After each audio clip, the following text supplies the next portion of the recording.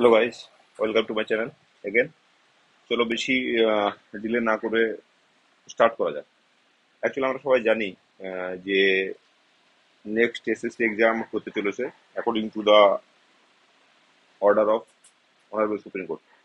ওকে, তো আশা করছি এই মাসের এন্ডের দিকে তোমরা নোটিফিকেশন পেয়ে যাবে। আমি জানি না কি মানে প্রোগ্রেস কিভাবে হবে না হবে, তবে আজকে এটাতে হোক বা এর পরে হোক এসএসসি এক্সাম একটা করতেই হবে আর কি, সিস্টেম চলতে গেলে, এটা আমার মনে হয়। তো এসএসসি এক্সামের যে কেমিস্ট্রির যে অনার্স অ্যান্ড পিজি যে এক্সামটা, সেখানে তো মেনলি কেমিস্ট্রি কোশ্চেন হয়। তো আমি ভাবছিলাম কি একবার কেমিস্ট্রি কোশ্চেন মানে কেমিস্ট্রিটার উপর আমি একটা ভিডিও বানাবো, মানে ইন দ্য সেন্স আমি জানি না এখনো কতদূর কি করবো।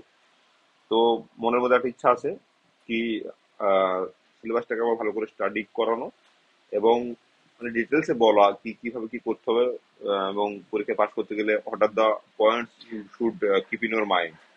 ওকে, তো সেটাকে সামনে রেখে আমি আজকের এই ভিডিওটা শুধু বানানোর চেষ্টা করলাম।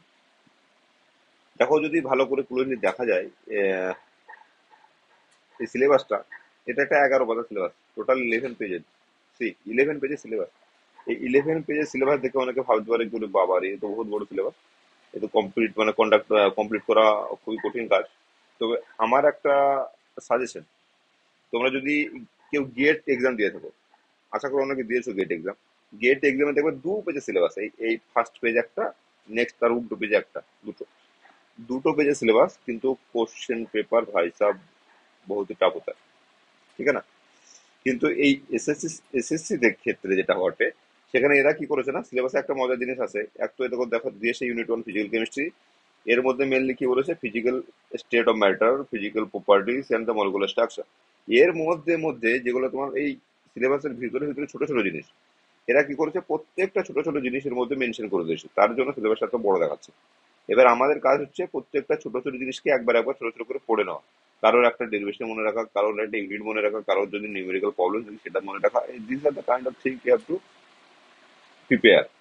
তো এটা হয়ে গেলে ব্যাপারটা সোজা হয়ে যায়। আর যদি আমি কোশ্চেন স্টাডি করি, আমি তো কোশ্চেন পাচ্ছি না, অনেক ধরে কোশ্চেন খোঁজার চেষ্টা করছি, এসএসসির কোশ্চেন পাচ্ছি না।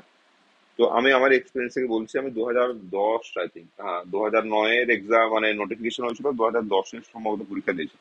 তখন ওই রিজিয়ান ওয়াইজ ভাগ ছিল, 2010-এ পরীক্ষা দিয়েছিলাম। আর আমি ইস্টার্ন রিজিয়ান থেকে দিয়েছিলাম। তো সেখানে আমি একটা স্কুলে পড়িয়েওছি 3 বছর। Anyway, তো কেস হচ্ছে, যেটা আমার এক্সপিরিয়েন্স থেকে বলি আমি, সেটা হচ্ছে ওর তখন সেই সময় ব্রড কোশ্চেন ছিল, 2 নম্বরের কোশ্চেন ছিল, সম্ভবত 30টা কোশ্চেন থাকতো। তো 2 3 60 নম্বরের। আর হচ্ছে তোমার বাকি 30 নাম্বার সম্ভবত ওই একাডেমিক থেকে কিছু, আর হচ্ছে তোমার 5 number interview, kind of thing আমি এক্স্যাক্টলি মনে পড়ছে না আমার। তো এরকম ছিল। তো সেক্ষেত্রে ছিল 2 নম্বরের কোশ্চেনে খুব সোজা সোজা কোশ্চেন। যেমন একটা কোশ্চেন আমার মনে আছে যে লিখেছিল যে এন মোল অফ ভ্যান্ডারওয়াল গ্যাসের একটা ইকুয়েশন লিখো। তো ভাই এটা তো উচ্চ মাধ্যমিকের কোশ্চেন না, তো এরকম কোশ্চেন দেয়, বা ম্যাক্সওয়েলের একটা রিলেশন দিল, 4টে দিয়ে দিল, বা বললো যে ম্যাক্সওয়েলের কোন রিলেশন থেকে তোমার একটা কি ইকুয়েশন আছে যেটাকে ডেরাইভ করা যায়। ঠিক আছে না? এরকম কাইন্ড অফ থিং। তো সোজা ছিল খুবই।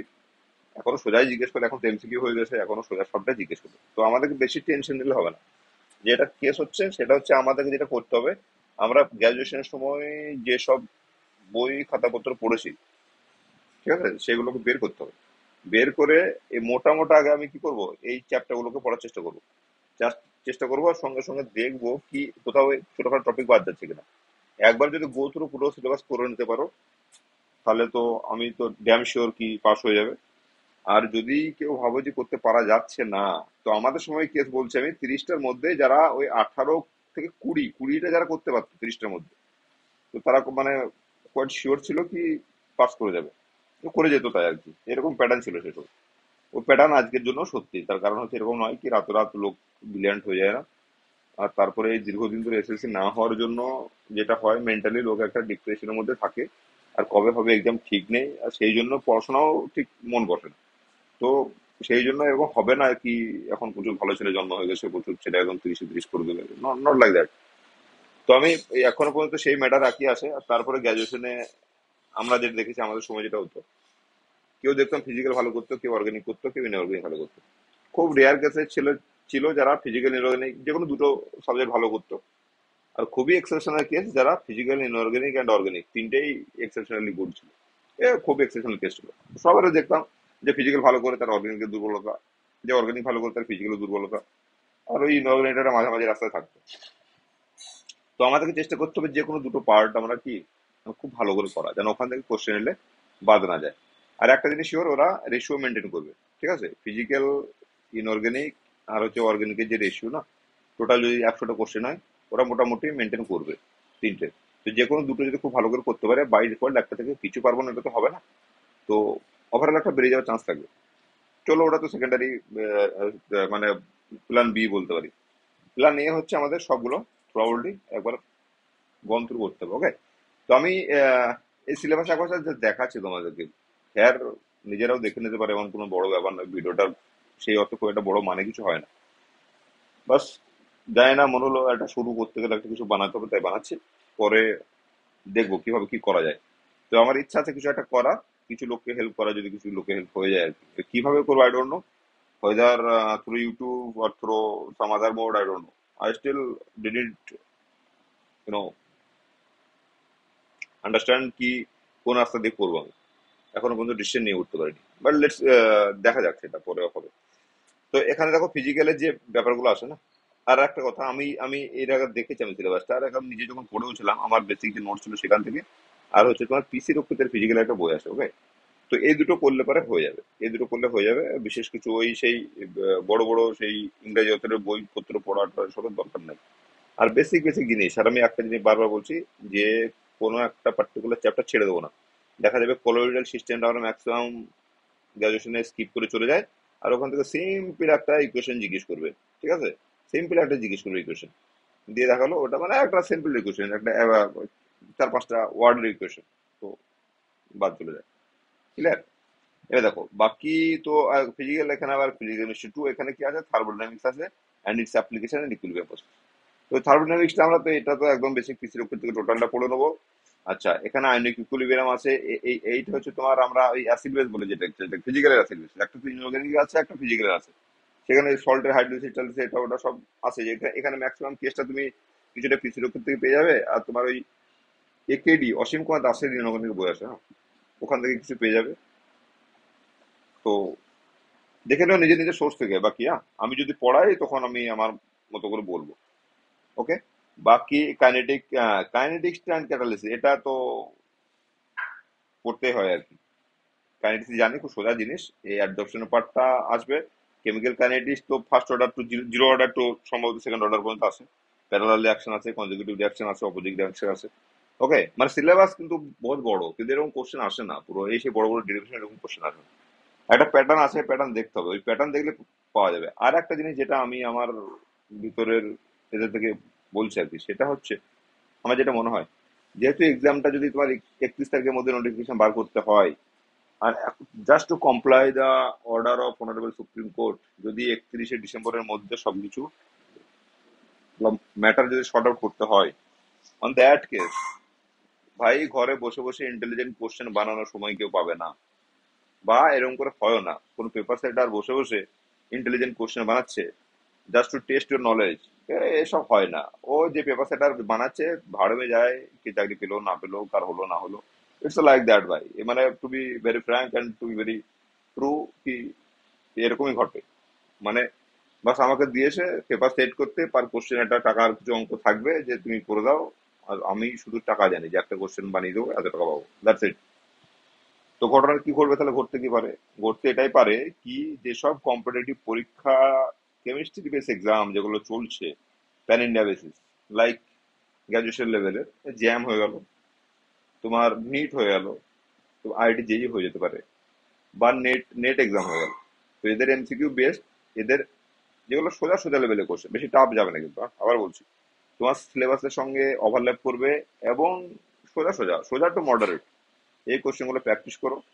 আর যদি কিছু এমসিকিউ কোশ্চেন পেপার পাওয়া যায়, সেটা নিটেরও হতে পারে কিন্তু, হ্যাঁ, ওখান থেকেও দেবে কোশ্চেন, আমার যেটা মনে হচ্ছে। কারণ এসএসসি কখনো কঠিন কোশ্চেন করেনি এর আগে। তো এই লেভেলের কোশ্চেন তোমরা যদি প্র্যাকটিস করতে থাকো বেশি করে, and before that you have to gone through the syllabus. একবার সিলেবাসটাকে ভাই বইয়ের সঙ্গে ম্যাচ করিয়ে পড়া দরকার, শুধু এমসিকিউ পড়ে হবে না। কারণ হচ্ছে ওই মামলা ফেসে যাবে, কারণ এটা সায়েন্স তো। ওই এদিক ওদিক একটু আধটু করে দিলেই মামলা ফেসে যাবে। যদি আর্টস হতো না, দেন ডিটো মুখস্থ করে নিতে চলে যেতে, ম্যাটার কত। কিন্তু সায়েন্সে এই সমস্যাও একটা আছে, যেমন ভালো জিনিস আছে যে ম্যাটার ভালো করে বুঝে নিলে যাই কোশ্চেন মতো তুমি পারবে, তেমনি অসুবিধা একটাই যে তুমি 1 লাখ কোশ্চেন তুমি সলভ করলে MCQ without having the core understanding of the topic, তখন কেসটা ফেসে যাবে এরকম করে কি একটু একটু চেঞ্জ করে দেবে আর তুমি আর পারবে না। ঠিক আছে? তো আমার এসব বলা খুব একটা যুক্তিযুক্ত নয়, কারণ তোমরা সব মাস্টার ডিগ্রি কমপ্লিট করেছো, আর you guys are well known about this. ঠিক আছে না?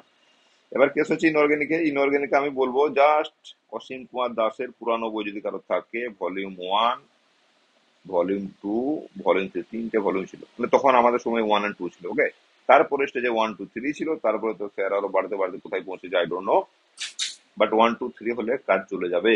আর তোমাদের এর বাইরে কিছু পড়তে হবে না। আর কিছু কিছু জায়গা দেখলাম আমি, সেটা হচ্ছে তোমার ওই আর সরকারের বইটা আছে, ওখান থেকে ওই S block, D block, P block element ওটা একটা দেখে নিতে হবে। বেশি ওই এসপি ডি ব্লক এলিমেন্টে বেশি চাপ নেওয়ার দরকার নাই ভাই, মাথায় রাখতে হবে আমাদেরকে কি 18 থেকে, এখন জানি না কিভাবে দেবে তো, 60 থেকে 70% অ্যান্সার করলে হয়ে যাওয়ার কথা এখনো পর্যন্ত আমার মনে হচ্ছে। বাকি তো দেখা যাবে তখন। ঠিক আছে না? তো আমি এই 3টে বই সাজেস্ট করছি, বাকি বেশি দেখার দরকার নাই। আর এখানে অ্যাসিড বেস এখানেও রয়েছে, এই solvent, acid base, redox system, SP block element, all the things you will cover from Asim Kumar Das. বাকি ভাই হিজিবিজি এসব বই পড়তে যেও না। আমি অসীম কুমার দাসের কথাটা এই কারণে বলছি, কারণ আমি যতদূর দেখেছি আমি স্যারের ল্যাঙ্গুয়েজ খুব সোজা এবং ঠিকঠাক। বাকি আর সরকারের ভলিউম 1 আছে, কিন্তু যায় না, কোথাও না কোথাও আমার একটু ঠিক পছন্দ নয়। পড়েছি আমি দুটোই। আরএল দত্ত আছে, সেটা ঠিক আছে, but not as per with Asim Kumar Das. So only my opinion. হতে পারে তোমাদের নিজস্ব কারো নোটও থাকতে পারে, that will also help you. হ্যাঁ, বাকি হচ্ছে তোমার এখানে দেখি ডি ব্লক এলিমেন্ট এর compound, coordination chemistry and organometallics, only for this part, coordination chemistry and organometallics, এটা তোমার হচ্ছে আর সরকার করবে। You will cover the whole syllabus. আবার একটা কথা বলছি, কোঅর্ডিনেশন কেমিস্ট্রি একটু ভালো করে পড়ো, organometallics just gone through the syllabus, বেশি করে ঢোকার দরকার নেই, খুব সোজা শুধু কোশ্চেন নয় অর্গানোমেটালিক্স। আর কোঅর্ডিনেশন কেমিস্ট্রি একটু করে থেকে পড়ো, বাকি কোশ্চেন তো এখানেও সোজাই হয়। কঠিন কোশ্চেন ভাই এসএসসি তে হয় না, বারবার বলছি এসএসসি তে কঠিন কোশ্চেন হয় না। ঠিক আছে? নেক্সট হচ্ছে তোমার অর্গানিক কেমিস্ট্রি। অর্গানিক কেমিস্ট্রি এখানে যে সিলেবাসটা দেওয়া আছে, এটা হচ্ছে খুব অদ্ভুত ধরনের। আমরা সাধারণত এইভাবে পড়ি না, আমরা এন থিওরি পড়েছি। আমি হচ্ছে এন থিওরির ডাইরেক্ট স্টুডেন্ট। ওকে, তো আমি স্যারের বই পড়েছি, স্যারের সেই বই পড়েছি যে বইটা ম্যানুস্ক্রিপ্ট থেকে যার ফার্স্ট এডিশন হয়েছিল। ওকে, তো কেস হচ্ছে তারপর দেখলাম স্যার বইটা আস্তে আস্তে মোটা করতে করতে তো একদম এত মোটা করে ফেলেছে, 2-3টে পার্ট করে ফেলেছে, আরো অনেক জায়গায় গেছে মামলা। তো কেস হচ্ছে এন থিওরি শুধু পড়লে হবে না, কারণ হচ্ছে এখানে যেভাবে দেওয়া আছে তোমার সিলেবাস, এটা এন থিওরি একটা লাগবে ডেফিনেটলি। তোমার এই mechanism technology, SN1, SN2, E1, E2, C11, CO group, এই সেইগুলো লাগবে তোমার। এই প্রাইমারি কানেটিক এফেক্ট, অমুক তমুক যেগুলো যা আছে আর গেলে সেগুলো সিস্টেম লাগবে, একটা পোর্শন লাগবে। এরকম স্টিরো কেমিস্ট্রি এন থিওরি, হ্যাঁ, ওটা আছে, স্টিরো কেমিস্ট্রি একটা বই রয়েছে, তারপরে বের করেছে, আমাদের সময় ছিল না। ওকে, তো এটা তোমার এনথর থেকে হয়ে যাবে, স্টিওকেমিস্ট্রি করে নিতে পারো ওখান থেকে, আর একটা ভলিউম থেকে হয়ে যাবে। এই অ্যালিসাইক্লিক, হ্যাঁ, এইসব পোর্শন আছে তোমার এনথর। স্পেকট্রামটা I don't know whether an theory books cover or not, but যদি কভার না করে থাকে তো আমি একটা সাজেস্ট করব, সেটা হচ্ছে তোমার শচীন ঘোষের বই। শচীন ঘোষের বইয়ে তুমি এই এনএমআর টেনএমআর সিম্পল জিনিসপত্রগুলো পেয়ে যাবে। আমি এনএমআর এর জন্য যেসব আমরা বই পড়েছিলাম স্পেশালাইজ বুক, আমি সেসবে যাব না, কারণ আমরা এসএসসি এক্সাম দিচ্ছি বারবার, keep one thing in mind, আমরা কখনো নেট গেট এক্সাম দিচ্ছি না। তো এসএসসি এক্সামের জন্য আমি অত যাবো না ডিপে। ওকে, আচ্ছা, এগুলো তোমার হ্যাঁ হ্যাঁ, আর একটা জিনিস, যেটা তোমার এই যে সেকশনটা, এই সেকশনটা তুমি ওই এন টুয়ার থেকেই ভালো পাবে। ওরা কি করেছে না, ওই ফেনলের একটা চ্যাপ্টার বানিয়েছে, অ্যামিনের একটা চ্যাপ্টার বানিয়েছে, অ্যারোমেটিক কম্পাউন্ডের চ্যাপ্টার আলাদা আলাদা করে বানানো আছে, তো ওখানে পেয়ে যাবে। বাকি আমি যদি ডিটেলসে কখনো পড়াই, তখন আমি প্রত্যেকটা চ্যাপ্টার ধরে ধরে কোথা থেকে পড়তে হবে আই উইল ডিসকাস। ঠিক আছে না? বাকি হচ্ছে advance level of chemistry and application orientation. এটা দেখো ওরিয়েন্টেড, এই অ্যাপ্লিকেশন ওরিয়েন্টেড, এটা হচ্ছে টোটালি প্র্যাকটিক্যাল ওরিয়েন্টেড না। তো প্র্যাকটিক্যালের জন্য একটা কি বই ছিল, আমি এক্স্যাক্টলি ভুলে গেছি, ওটা আবার দেখে নেবো, দেখে তোমাকে পরে বলবো। যদি কারোর প্র্যাকটিক্যাল কোনো বই থাকে সেখান থেকে একবার দেখে নিও। আর বাকি হচ্ছে তোমার ভোগেলের একটা বই আছে, ভোগেলের বইতে তোমার এই যে সেপারেশন টেপারেশন আয়নের অমুক তমুক এসবগুলো দেওয়া আছে, একবার দেখে নিতে পারো। তা আমি বলবো এইগুলাতে যদি মনে হয় কারো দুর্বলতা একটু রয়েছে, এটা রেখে দাও সাইডে, পরে দেখা যাবে, কারণ হচ্ছে আমাকে সব অ্যান্সার করতে হবে না, ঠিক আছে না? বাকি হচ্ছে কেমিস্ট্রি অফ ম্যাটেরিয়ালস, এগুলো তোমার এনসিআরটি থেকে, এনসিআরটি তে পেয়ে যাবো, এনসিআরটি 12 এর ভলিউম 2 মনে হয়, ভলিউম 2 এর ওখানে কিছু পেয়ে যাবো, ওখান থেকে দেখে নেবো। আর বাকি এনভায়রনমেন্ট কেমিস্ট্রি ওই এনসিআরটি থেকে পেয়ে যাবো। তো এই দুটো পার্ট আমি এনসিআরটি থেকে কভার করে নেবো, আর বাকি হয়ে যাবে এরকম করে, ঠিক আছে? তো don't get afraid by seeing the whole syllabus at a glance. হ্যাঁ, ভিতরে ঢুকলে দেখবে কোশ্চেন পত্র সোজাই হয়। বাকি আর কিছু বলার নেই তোমাদের কাছে। All the best for your exam, preparation start করে দাও। বাকি আমি দেখি যদি মনে হয় আর কি ধীরে ধীরে আমি পড়াতে শুরু করবো, তো আমি প্ল্যান করি আগে বেরো, যদি 31 তারিখের মধ্যে যদি বেরোই notification, then I will plan accordingly. কিভাবে করবো I don't know, really I don't know কিভাবে স্টার্ট করবো, বাট আমি করবো এটুকু শিওর, ঠিক আছে না? And again all the best, thank you very much for watching.